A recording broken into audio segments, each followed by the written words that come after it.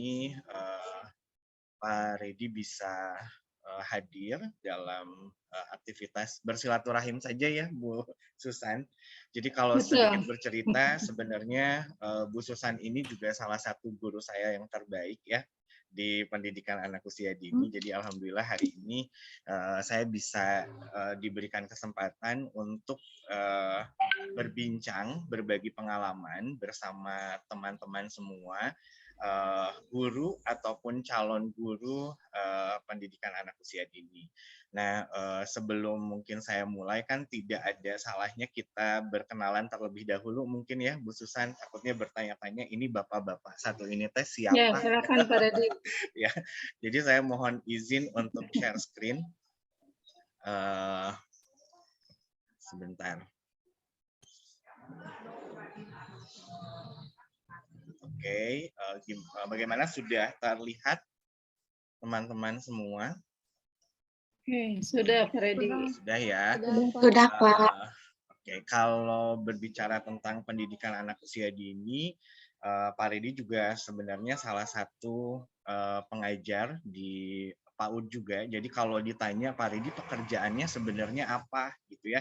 Tadi kalau Bu Susan bilang Pak Redi juga aktif saat ini sebagai dosen juga di Prodi PG PAUD. Sebenarnya kalau ditanya tentang pekerjaan intinya apa, pasti selalu dijawab yang pertama adalah saya guru kelompok bermain sebenarnya. Jadi kalau ditanya saya adalah seorang guru PAUD, setiap hari saya bekerja dari pagi dengan anak-anak terlebih dahulu sebenarnya. Jadi waktu pagi saya selalu saya habiskan bersama anak-anak. Ya kecuali selama masa pandemi ini ya, Bu Susan, agak cukup sulit nih bertemu dengan anak-anak. Saya akan membuka dengan satu kalimat. Bagi saya, kalau berbicara tentang membaca bagi anak-anak, karena saya juga sangat senang di dunia literasi sebenarnya, bagi saya membaca itu adalah bagi anak-anak itu mendengar, terus kemudian melihat, merasa, bertanya, dan bercerita. Jadi itu selalu saya terapkan di sekolah, bagaimana membangun kemampuan literasi pada anak-anak kita di sekolah. Sebelumnya saya mohon izin untuk memperkenalkan diri terlebih dahulu. Nama saya Redi Awal Maulana. Alhamdulillah saya sudah menyelesaikan pendidikan S2 saya di Universitas Pendidikan Indonesia. Terus kemudian S1 saya di PAUD di STKIP 11 April. Dulu juga Bu Susan ini salah satu pembimbing terbaik saya. Ya, dan luar biasa sekali karena arahan beliau juga saya sampai saat ini bisa terus berada di pendidikan anak usia dini. Saya juga terakhir kemarin tahun 2019 mendapatkan kesempatan untuk mengambil sertifikat professional teacher di kindergarten itu di salah satu universitas di Korea Selatan di Yeoju Institute of Technology di tahun 2019. Aktivitas saat ini kalau berbicara tentang aktivitas, sebenarnya aktivitas saya adalah guru kelompok bermain di Rancage, Kabupaten Sumedang. Terus juga saat ini saya juga mendapatkan kesempatan untuk menjadi kurator di Guru Berbagi di bawah arahan Kemendikbud dari tahun 2020. Terus juga saya terlibat sebagai tim publikasi GTK PAUD di Kemendikbud dari tahun 2020. Terus kemudian aktivitas saya yang lain juga sebagai asesor BEM PAUD PNF Provinsi Jawa Barat. Saya juga senang sebenarnya menulis buku. Kemudian saat ini juga sedang berusaha untuk mengembangkan diri dalam wilayah trainer pendidikan anak dan juga parenting. Saya juga sempat terlibat di kegiatan inspirator Sabai Desa di bawah Indonesia Mengajar. Dan yang terakhir sebenarnya sekarang yang sedang saya nikmati membuat berbagai konten di YouTube di Belajar Bersama Abinaya. Ya, jadi mungkin itu sedikit aktivitas saat ini. Jadi kalau ditanya jadi guru PAUD, kira-kira aktivitasnya banyak nggak ya? Banyak sekali sebenarnya ya. Jadi teman-teman nggak usah khawatir ketika mengambil jurusan program studi PG PAUD sebenarnya, karena ternyata dengan berkuliah di program studi PG PAUD banyak sekali hal yang bisa kita kembangkan, baik secara personal ataupun nanti secara kelembagaan yang saat ini sudah mulai banyak memerlukan berbagai lulusan atau praktis di bidang pendidikan anak usia dini. Tadi Bu Susan berkata sebenarnya kalau berbicara tentang peluang dan peluang tantangan gitu ya, banyak sekali sebenarnya tantangan pada pendidikan anak usia dini. Cuman sekali lagi mungkin di kelas ini saya ingin bertanya dulu nih Bu Susan ya, kita ingin mencoba merefleksi Boleh. bersama kalau masih ada nggak sih kalau kita berbicara menjadi seorang guru, saya ingin bertanya dulu, ada nggak yang merasa dirinya terjebak? Itu yang pertama, ada nggak sih yang masih merasa bahwa diri kita itu terjebak atau merasa terpaksa ketika menjadi seorang guru? Saya nggak tahu apakah di kelas ini notabene sudah mengajar atau ada juga yang baru mau memulai menjadi seorang guru uh, PAUD gitu ya tentunya, atau bekerja di dunia pendidikan. Nah, tapi masih ada nggak sih di kelas ini kita coba refleksi bersama gitu ya, yang masih merasa bahwa apakah saya ini terjebak ya dalam program studi ini ataupun bagaimana apakah kita terpaksa gitu ya menjadi seorang guru. Nah, kalau berbicara tentang terjebak ataupun terpaksa, teman-teman jangan khawatir karena saya pun pernah mengalami hal ini. Jadi sebenarnya ini jebakan yang manis gitu, Bunda Susan ya. Jadi kalau berbicara tentang Iya. kalimatnya mungkin agak sedikit kok kayak negatif gitu, terjebak, terpaksa. Tapi ternyata setelah ini saya bersyukur dengan jebakan, bersyukur dengan jebakan, bersyukur. Mungkin saya termasuk terjebak juga, Pak, Oh gitu ya. awalnya. Jadi kadang-kadang kalau ditanya dulu entahlah ya apakah ini memang terjebak atau kita memang terpaksa. Tapi kedua hal ini perlu menjadi sebuah refleksi kita karena terkadang kita berpikir bahwa keterpaksaan atau sesuatu hal yang menjebak menjadi sesuatu hal yang tidak bisa kita bangun gitu ya.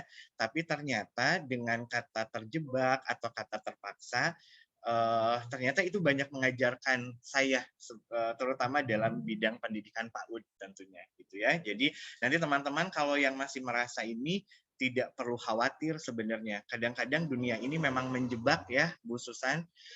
Kita menjebak sesuatu yang pada akhirnya membuat kita memaksakan diri untuk terus meningkatkan berbagai kemampuan diri kita. Dan saya sering sekali berada pada posisi-posisi ini sebenarnya. Dan akhirnya ini yang mendewasakan diri saya juga. Tapi di sisi lain ketika memang masih merasa terjebak, masih merasa terpaksa, kita mungkin akan merefleksikan lagi. Sebenarnya menjadi seorang guru itu kita berpikir apakah kita dibutuhkan atau memang guru itu sebuah kebutuhan. Gitu ya, menjadi seorang guru itu apakah sesuatu hal yang memang dibutuhkan banyak orang atau ini merupakan bagian dari kebutuhan diri kita. Jadi pagi hari ini kita akan merefleksikan bersama. Ya teman-teman tinggal memposisikan diri. Saya pede kok Pak Redi dengan hal ini suatu kelak saya akan banyak dibutuhkan orang. Atau misalkan ya ini adalah bagian dari kebutuhan kita sebagai manusia. Karena kalau berbicara menjadi seorang guru, Pak Redi selalu merasa bahwa menjadi guru itu panggilan hati sebenarnya. Jadi kalau ditanya sampai saat ini, kenapa masih belum beralih pekerjaannya sebagai seorang guru PAUD? Karena mungkin ya memang sudah menikmati, terus kemudian panggilan hati juga ya. Cuman saya juga merasa bahwa terkadang saya membutuhkan ini. Jadi kalau saya tidak mengajar di pendidikan anak usia dini atau di PAUD itu merasa ada sebuah kebutuhan yang hilang gitu. Jadi saya selalu merasa juga sebagai guru itu oh iya ini kebutuhan saya gitu, kebutuhan diri saya. Tapi di sisi lain ternyata dalam perjalanannya ketika saya memutuskan menjadi seorang guru ternyata banyak dibutuhkan Bu Susan. Dan saya bersyukur gitu ya. Oh, ternyata teh ya menjadi guru teh banyak juga dibutuhkan gitu ya. Sehingga berbagai peluang juga akhirnya muncul dan hadir tanpa harus kita undang gitu ya. Yang penting kita berusaha untuk memahami bahwa menjadi guru ini adalah sesuatu hal yang kalau kita sudah merasa ini sebagai sebuah kebutuhan, suatu saat kelak mungkin kita akan berada pada posisi yang sangat dibutuhkan oleh banyak orang. Dan ini memang terjadi. Kenapa menjadi guru ini saya katakan dibutuhkan atau menjadi sebuah kebutuhan? Kalau kita belajar dari guru kita, salah satu guru kita bersama gitu ya, Ki Hajar Dewantara selalu mengatakan bahwa jadikan setiap tempat sebagai sekolah dan jadikan setiap orang sebagai guru. Jadi sebenarnya kalau dikatakan apakah guru itu sebagai sebuah cita-cita, saya rasa kalau saya kembali merefleksikan diri, setiap orang memiliki kesempatan yang besar sebagai seorang guru karena ada di dalam diri kita. Jadi kalau berbicara guru itu bukan lagi berbicara tentang saya berada dalam sebuah kawasan pendidikan, tapi bagi saya jauh lebih luas dari itu sebenarnya. Jadi dimanapun kita berada, sebenarnya teman-teman sudah menjadi guru saat ini pun, kalaupun teman-teman masih kuliah, ini di semester berapa ya? Semester 6. Semester 1, Pak Oh, Redi. semester 1. Jadi Nah, baru masuk. ini baru Kebanyakan ini masuk. fresh graduate nih. Oh, fresh graduate. Dari Nah, SMA langsung melanjutkan jadi sebenarnya nanti kalau teman-teman berarti ini baru, kita harus menganggap bahwa ternyata jadi guru itu sudah berada di dalam diri kita gitu ya. Dan teman-teman masuk ke dalam tempat yang tepat sebenarnya untuk terus mengembangkan dan meyakinkan diri kita bahwa kehidupan kita memang sebagai guru. Apapun nanti dimanapun kita berada, sebenarnya kita adalah sebagai seorang guru. Dan Ki Hajar Dewantara telah mengajarkan banyak itu, dan akhirnya saya merasa oh iya, ternyata ketika pada awalnya saya merasa bahwa oh ini sepertinya saya terjebak, terus kemudian saya sepertinya harus mempush diri saya sehingga ada kata-kata kayaknya ini saya terpaksa atau tidak ya, tapi ternyata setelah dijalankan proses itu, saya merasa berpikir Allah menciptakan diri kita memang semuanya itu menjadi seorang guru gitu ya, mau tidak mau, karena kalau misalkan mohon maaf kalau memang di sini ada yang non muslim misalkan ya, tapi kalau saya sebagai seorang muslim, Allah pun sudah mengajarkan diri kita untuk senantiasa watawasau bil haq, watawasau bisobri dan lain sebagainya, bahwa proses kehidupan kita memang intinya adalah saling berbagi, saling menasehati, yaitu juga salah satu tugas dan fungsi dari diri kita sebagai seorang guru. Dan Pak Redi rasa teman-teman di kelas ini di semester 1 ini adalah langkah awal kita untuk senantiasa terus menguatkan diri. Kalau ada pertanyaan sebenarnya Bu Susan, selalu ada orang yang bertanya pada diri saya, Pak Redi kalau jadi guru PAUD itu gajinya besar ya? Besar sekali gitu ya. Doa teman-teman tuh luar biasa. Kadang selalu bilang, gaji guru PAUD berapa? Saya selalu bilang, gaji guru PAUD tuh besar sekali. Ada orang yang selalu bilang 1 juta lah, 3,5 juta lah, 5,6 juta lah gitu ya. Besar sekali gitu. Karena kadang-kadang Pak Redi juga merasakan gaji yang terbesar gitu ya. Gajinya berapa? 6,1. Kenapa Pak Redi? Ya gajiannya sih tanggal 6, tapi sehari kemudian uang saya habis. Tapi itu kan cuma celoteh-celoteh sederhana. Padahal sebenarnya gaji yang besar itu adalah dari bagaimana kita memposisikan diri kita. Ya, saya selalu yakin, dulu selalu ngobrol dengan Bu Susan, meyakinkan bahwa saya tuh seorang laki-laki harus bekerja pada pendidikan anak usia dini yang kalau dipikirkan secara secara salary atau secara kemampuan ekonomi dan lain sebagainya, mungkin apakah ini bisa mempush diri saya untuk bertahan gitu pada pendidikan ini. Tapi alhamdulillah ternyata sekarang kalau saya hitung kurang lebih sudah 13 tahun ya Bu Susan, saya mengajar di pendidikan anak usia dini, dan 13 tahun itu alhamdulillah saya masih hidup. Saya masih hidup gitu ya. Saya bisa senang, bisa pergi ke berbagai daerah di Indonesia tanpa harus mengeluarkan dana sepeser pun. Terus kemudian mendapatkan kesempatan-kesempatan yang banyak gitu ya untuk belajar. Bahkan terakhir juga diberikan kado terindah dari Allah Subhanahu wa taala untuk bisa berangkat ke luar negeri yang tidak pernah terbayangkan sama sekali oleh diri saya sebagai seorang guru PAUD sebenarnya. Dan kalau berbicara apakah ini kebetulan gitu ya, sebenarnya saya merasa bahwa ini bukan kebetulan sih Bu Susan, tapi ini adalah Iya. sebuah perjuangan sebenarnya. Jadi kalau teman-teman tahu 2008 pertama kali saya menapaki sebagai seorang guru PAUD, banyak sebenarnya apa ya, rintangan gitu. Atau misalkan cobaan dan ujiannya. Saya harus pergi berangkat pagi hari ke satu tempat sekolah saya yang cukup agak jauh, terus kemudian dengan kondisi hal yang saya harus menikmati perjalanan saya berjalan kaki gitu dari satu titik ke titik yang lain, terus kemudian saya harus melewati berbagai tempat yang berbeda-beda, terus kemudian tapi di sana banyak sekali hal yang justru membuat saya semakin sadar bahwa ini adalah tugas terbaik yang Tuhan berikan untuk diri saya sebagai seorang guru sebenarnya. Jadi saya nikmatin gitu ya satu tahap, dua tahap. Kemudian saya nikmatin itu selangkah demi selangkah. Terus kemudian saya tidak pernah berpikir untuk A, B, C. Yang penting saya hadir untuk anak-anak. Itu pertama. Dan sebenarnya ada kejadian lucu juga sih Bu Susan, pengalaman-pengalaman pertama saya sebagai seorang guru PAUD sebenarnya.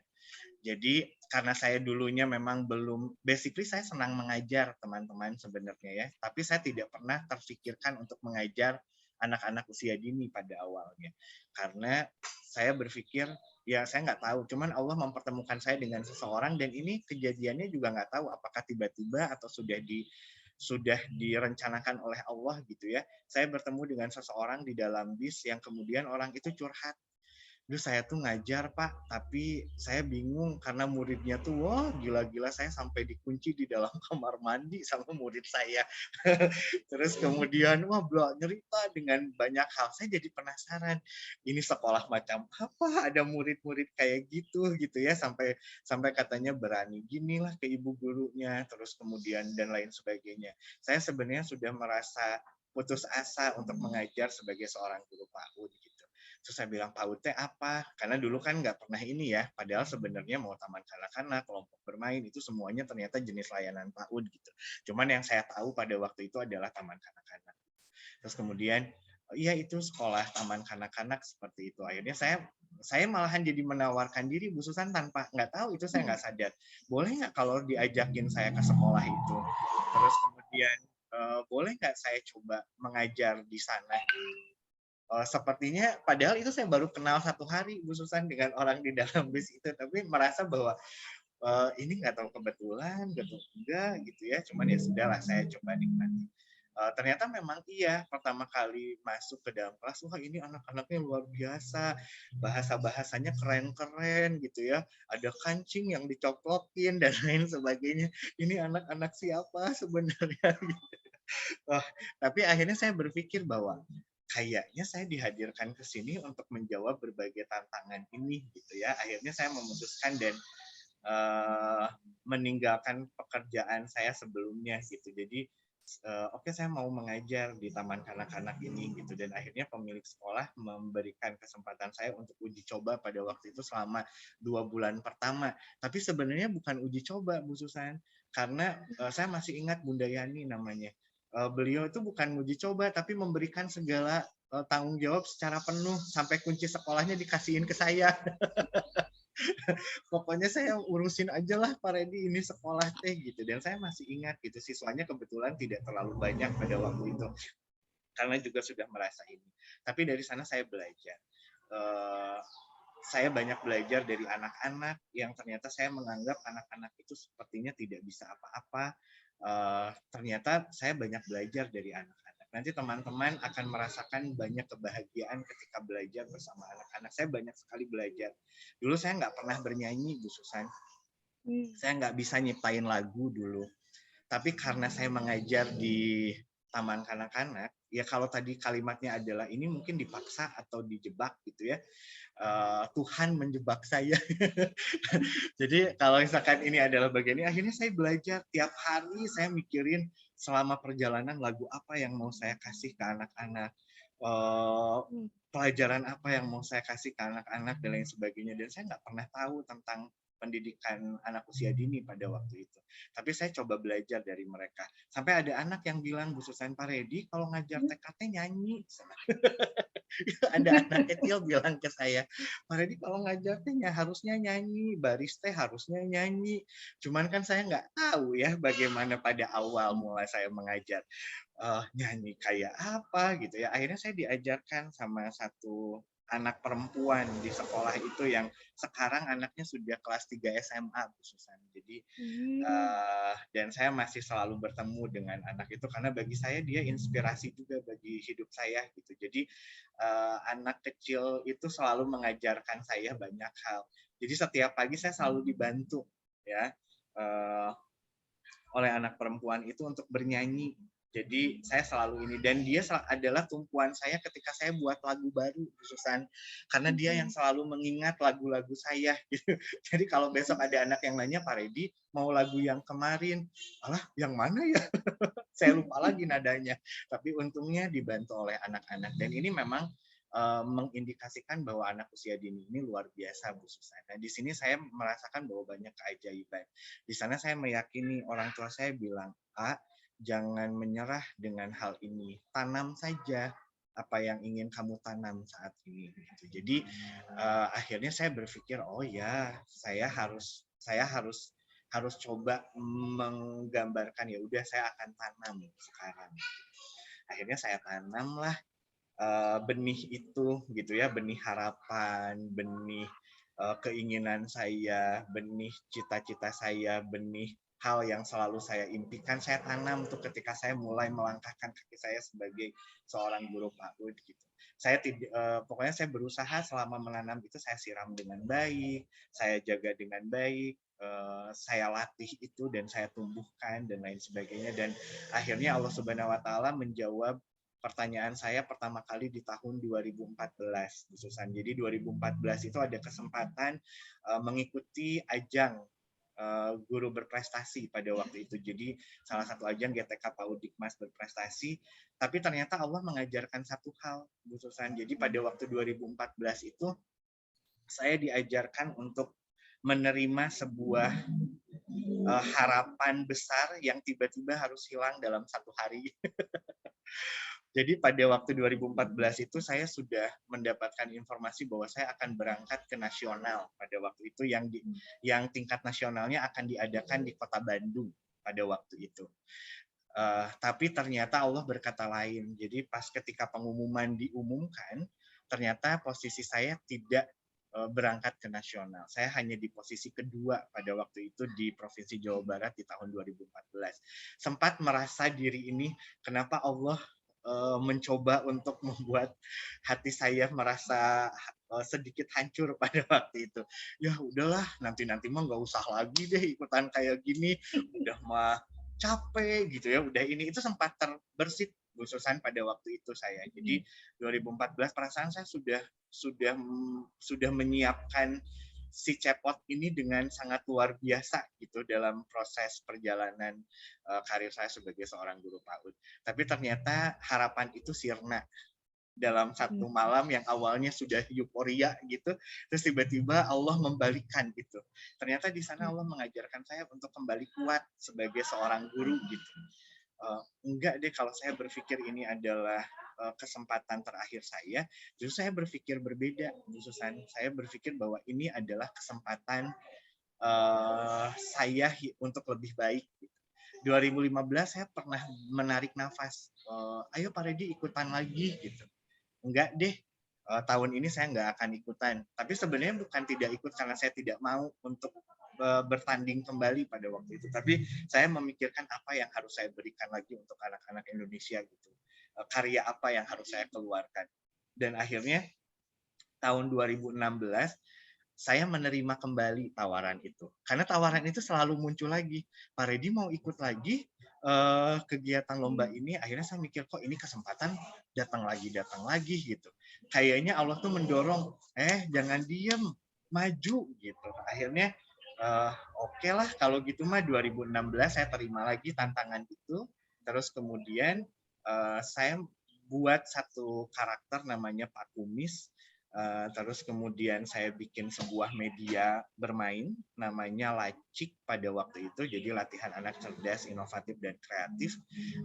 Sebenarnya itu adalah kayak bermain 9 zona kecerdasan gitu pada waktu itu.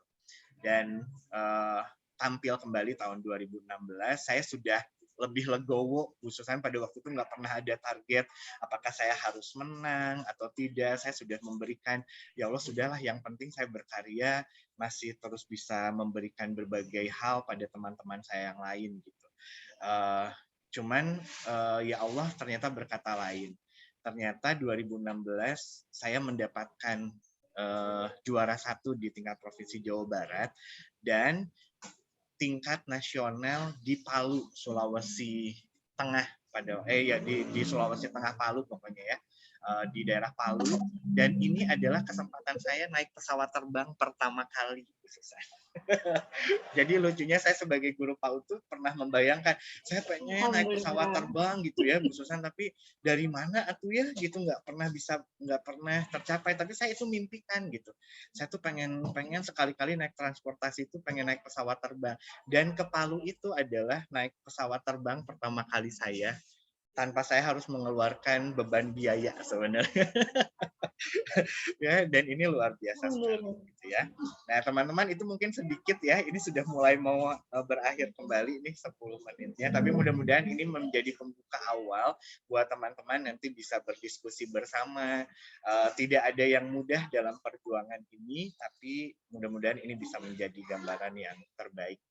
Mungkin itu saja dulu Bu Susan ya. Nanti mungkin teman-teman kalau mau berdiskusi bersama atau misalkan bertanya tentang berbagai hal, boleh saya persilahkan. Terima kasih Bu Susan. Sama-sama Pak Redi, menyimak perjalanan Pak Redi, begitu banyak sekali perjuangan yang akhirnya membuahkan hasil yang manis menurut saya ya.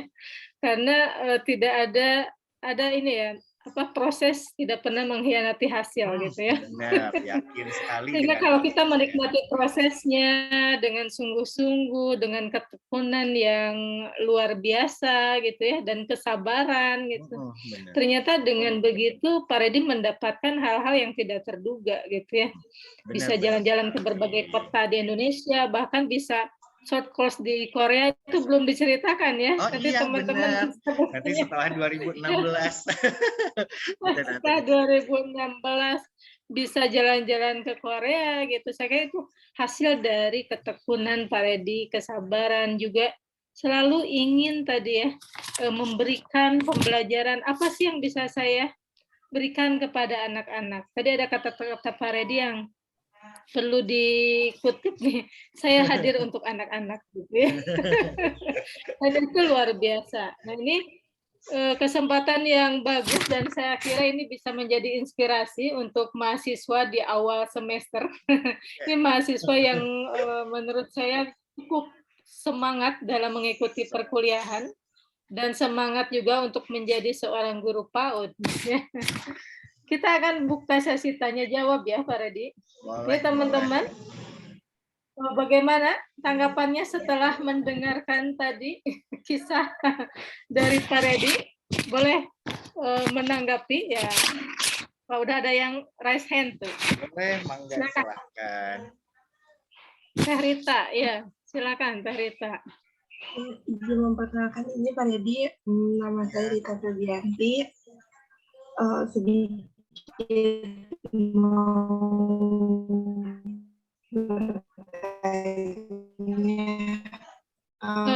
Rita, kalau buat tipsnya mental dari luar tuh, teman gitu istilahnya yang katanya. Iya Bu. Suaranya tadi kurang jelas. Silakan dilanjutkan. Iya, jadi ada tipsnya buat biar kita tuh kayak, ayo lo semangat terus lo gitu. Kadang kan kalau seumuran kita masih suka ada gangguan dari luar tuh, kayak mereka lah yang lebih misalnya lebih tinggi lah, kita belum jadi apa-apa gitu istilahnya. Jadi suka down sendiri gitu, kadang masih suka mikir wah masih gini-gini aja nih di umur segini gitu, tapi yang lain udah melejit lah istilahnya kalau kata istilah itu. Ada tips khususnya nggak dari Pak Reddy? Oke. Terima kasih Rita, luar biasa ya. Gimana nih katanya tips-tipsnya buat teman-teman yang kadang-kadang dalam proses hidup ini kan ada naik turunnya ya Rita ya. Jadi kadang-kadang bahkan sampai saat ini Rit kalau berbicara tentang naik turun jangankan Rita sebenarnya Pak Reddy sendiri kan juga sama ya, ada up and down-nya, bagaimana ada di posisi-posisi yang benar-benar sangat sulit. Yang pertama tipsnya adalah sebenarnya Pak Reddy selalu biasakan untuk menjadi pribadi yang senang bersyukur, sebenarnya itu yang pertama. Terus yang kedua adalah ternyata kita sebagai seorang muslim tuh diajarkan untuk senantiasa ketika melihat sesuatu yang baik untuk diri kita, maka senantiasa untuk yuk lihat ke atas gitu. Tapi kalau sesuatu hal yang membuat diri kita, misalkan nih Rita kan teman-teman suka kadang lihat Facebook, lihat media sosial, lihat teman-teman kita ya Rita ya, kadang-kadang wah gila nih teman-teman udah gimana, saya kayak gini dan lain sebagainya. Tapi kok saya sepertinya masih di sini-sini saja gitu ya. Tapi terkadang Pak Reddy selalu berpikir lagi, masih banyak kok orang yang tidak seberuntung kita. Nah ini selalu menguatkan diri Pak Reddy sebenarnya. Jadi ketika dulu, kalau Rita pengen tahu nih Bu Susan nggak apa-apa ya saya bercerita. Silakan. Dulu pertama kali pengalaman Pak Reddy menjadi seorang guru PAUD itu sebenarnya orang nggak kalau kita hitung secara salary gitu ya, secara penghasilan itu sebenarnya Pak Reddy itu hanya dibayar sekitar Rp2.000 per hari pada waktu itu. Jadi kan kalau dibayangkan mah ya, aduh ini gila nih orang gitu ya, mau ngapain hidupnya gitu ya, mengejar sesuatu hal yang tidak ada. Tapi terkadang Pak Reddy selalu berpikir, ternyata masih banyak juga orang yang tidak seberuntung Pak Reddy gitu. Masih ada yang kadang-kadang untuk hanya Rp2.000 saja, mereka harus bertahan luar biasa gitu. Kalau saya masih bisa, ya Allah bersyukur deh gitu ya, dengan ini juga akhirnya masih ada gitu hal-hal yang sangat baik untuk diri saya. Jadi memang tipsnya nanti kalau Rita sedang merasa diri kita lemah, coba kita lebih belajar untuk mengasah empati kita terhadap lingkungan sekitar. Yang menguatkan diri Pak Reddy sih sebenarnya itu Rit, gitu ya. Jadi ketika Pak Reddy banyak memberi, bergaul dengan orang-orang di sekitar yang kadang-kadang juga Pak Reddy merasakan nih mereka sangat membutuhkan. Justru itu kekuatan Pak Reddy sampai saat ini sebenarnya. Jadi kalau kadang-kadang sedang merasa down, yang Pak Reddy cari adalah tempat-tempat yang bisa kembali memunculkan motivasi saya gitu. Akhirnya saya kadang-kadang mendatangi anak-anak yang kurang beruntung untuk mau belajar gitu ya. Terus kemudian mengajak teman-teman yang lain untuk mau berbagi dengan yang lain gitu. Akhirnya dari sana mulai lagi kita termotivasi lagi. Oh iya ya Allah, ternyata hidup saya tuh alhamdulillah gitu berada di tempat yang memang sangat luar biasa, dan itu memang mengajarkan. Jadi sekali lagi nanti kalau Rita sedang down, jangan merasa sendiri, Rit ya. Kita semua sama kok ya. Ajakin teman untuk bercerita bersama gitu ya. Terus kemudian belajar untuk selalu melihat ke bawah. Kalau melihat sesuatu keilmuan yang sangat luar biasa, kejar ke atas dengan maksimal. Nggak jadi masalah kalau kita menarik nafas sesekali. Kita narik nafas, terus kemudian kita diam gitu ya. Terus kemudian itu tuh penting kita lakukan. Pernah kok Pak Reddy juga dalam pikir Pak Reddy, kalau Rita nggak pernah, mungkin Rita bertanya Pak Reddy pernah nggak ingin berhenti gitu dari dunia ini, dari dunia PAUD ini gitu. Kalau bertanya, sebagai manusia saya nggak bisa membohongi diri, Rit, ya. Sebagai manusia saya nggak bisa membohongi diri, pasti ada fase-fase itu. Fase di mana saya berpikir bahwa apa saya mesti berhenti gitu ya? Apa saya mesti mencari pekerjaan yang secara notabene, secara duniawi mungkin akan lebih iya gitu. Tapi Pak Reddy juga balik lagi, apa memang iya yang dianggap baik oleh Pak Reddy akan selalu baik gitu. tapi ternyata kan belum tentu gitu. Ataupun misalkan yang dipandang buruk selama ini dalam tanda kutip, ternyata justru itu yang menyelamatkan diri kita. Jadi kadang-kadang balik lagi menguatkan, ya Allah nggak apa-apa ini kecil, tapi saya meyakini banyak keberkahan dan itu sudah terbukti gitu. Allah membuktikan keberkahan-keberkahan itu pada diri saya gitu, sampai detik itu ya Rit ya, semangat terus pokoknya. Kalau ada hal-hal yang ini bercerita itu akan membuat diri kita semakin lebih tenang sebenarnya. Oke, baik Pak Redi, Oh sepertinya ini kita akan banyak ganti kayaknya. link. Kita akan berganti link lagi karena Boleh, masih nggak Pak Redi apa-apa. masih ada Ini waktu kan ya? masih mangga silahkan. Masih insya Allah. Ini Ya, sudah mulai Hafjah banyak nanti lagi nih silakan resen-nya. untuk baru ya. Ya, kita Iya, akan Bu. lanjutkan di link berikutnya karena nih masih banyak yang ingin berdiskusi dengan Pak Redi ya. Oke. Oke. Boleh, Ya, boleh. nanti kita Jadi gabung lagi. ini live dulu atau nanti di end dulu? Di end dulu aja. Di end aja, Pak, biar Oke. semuanya serentak langsung masuk Siap. lagi. Recordingnya dipastikan ini ya, Hafjah. Aman. Oke. Ya.